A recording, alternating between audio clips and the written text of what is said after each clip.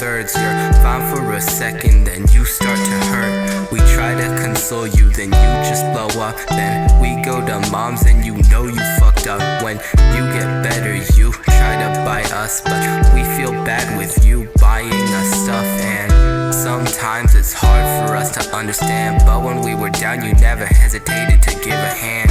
And we know you have some shit with your own dad, some unfinished business, some fruitless plans, some shit you never said that you wish you had, some words that you said that you will always regret. You were like my age when your dad died, right? And let me tell you, I ain't ready for my dad to die.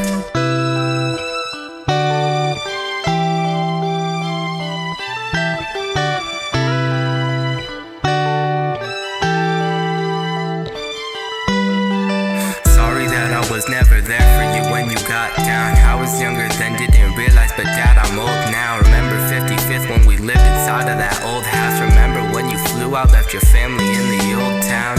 No one blames you for those days. You were fighting for the country, you were fighting overseas. Brought some baggage from Afghanistan like you lost your Iraq keys. Even decades later, I can tell that trauma still bleeds.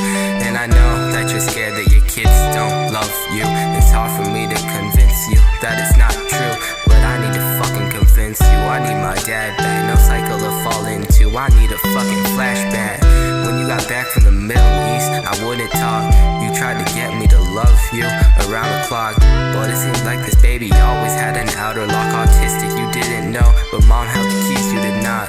And you still say you love mom when you up and cry. It's unhealthy for you, you were fighting for a long time. Mom ended it early, a move that you failed to recognize. But I remember that day when you left when I was fucking 9. I know you think that mom had cheated on you, and dad, I love you, that's why I'm always gonna tell you the truth. I know it's hard to believe, but mom was faithful all the way through. You have messages as proof, but I read those messages too.